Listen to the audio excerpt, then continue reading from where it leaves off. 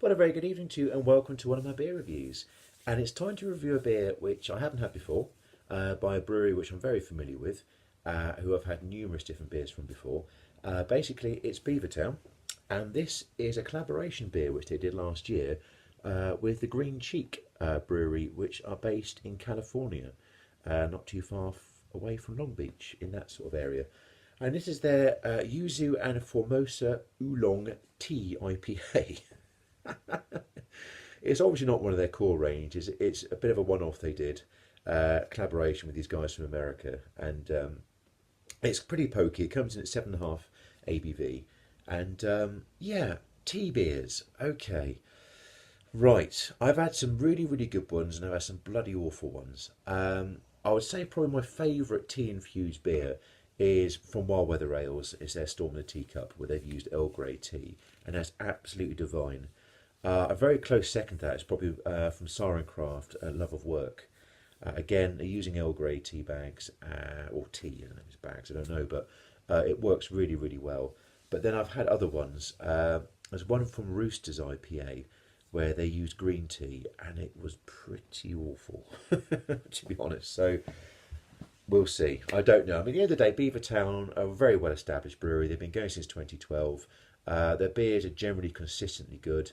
Their beers are everywhere these days. You can get Gamma Ray and Neck Oil, in almost every pub in the country, not far off, because they're so well known, and, they're huge. They're a massive, massive brewery. But yeah, this is the one-off they did with Green Cheek. So, well, let's see. Let's see what it's like. Okay, right. Let's get it in the glass.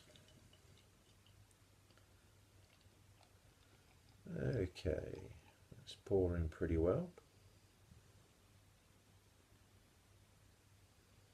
Okay, some good carbonation there. We've got a one finger head going on. Good carbonation. Nice colour as well. It's an IPA, so it's exactly the right sort of colour that an IPA should be. Really, really good. Okay, let's go with the nose. Ooh. Okay, it smells just like an IPA. I can't smell any tea in that at all, actually. All I'm really getting from that are citrus tones. I'm getting lemons, oranges, and yeah, the sort of thing you'd expect from an IPA. I'm not getting anything tea related. Okay, fair enough. Well, let's go with the taste. Cheers.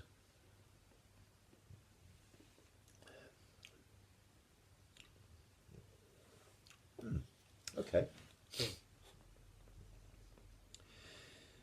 Yeah, you're getting what you'd expect to get from an IPA. You are getting the citrus, you're getting the lemons, you're getting the oranges, but then that disperses, and then you're getting a bit of a strange sort of taste afterwards, which I can only assume is coming from the tea that they've used.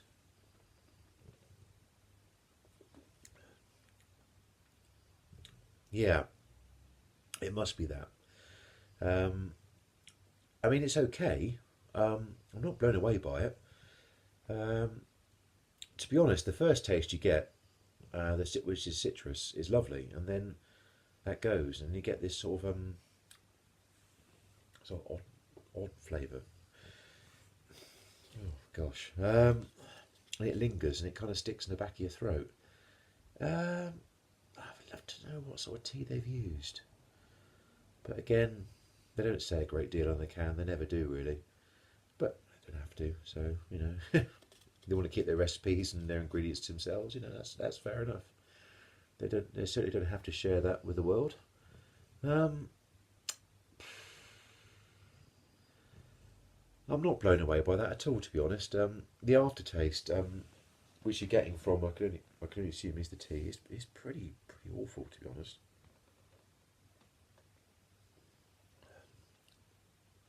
Yeah, it just disperses, and then you're just left with that aftertaste, which is a bit, ugh, yeah, no.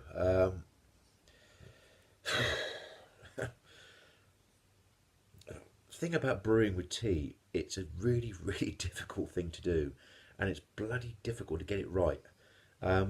Wild Weather have cracked it. restoring the teacup, especially the new recipe. The old recipe they did a few years ago was okay, but they revamped it last year, or it might have been the year before, not sure. But the version from last year I tried was so much better, and it's now a beautiful beer. They've got it just right. This is odd, and people may disagree with me, but I'm not enamoured by that at all. I'm not sure if I'd even be able to get another can of that because that may have just been a one-off they did with a uh, green cheek from America. But I have to admit, if I came across another can, I wouldn't probably buy it. Truth be told, nothing wrong with it. There's absolutely nothing wrong with it at all. It's just the flavour just isn't to my taste. I just think the tea kind of spoils the nice sort of IPA taste that you initially get. It kind of ruins it, in my opinion. But there we go. Anyway, so what would I give Beavertown and Green Cheek their tea IPA coming in at 7.5 ABV? It's a 6%. 6%. Sorry, it's a 6 out of 10 beer for me. I'm just not enamoured. I'm not enamoured by it. I'm just not. But there we go. Anyway, thanks a lot for listening. All the best. Cheers. Goodbye.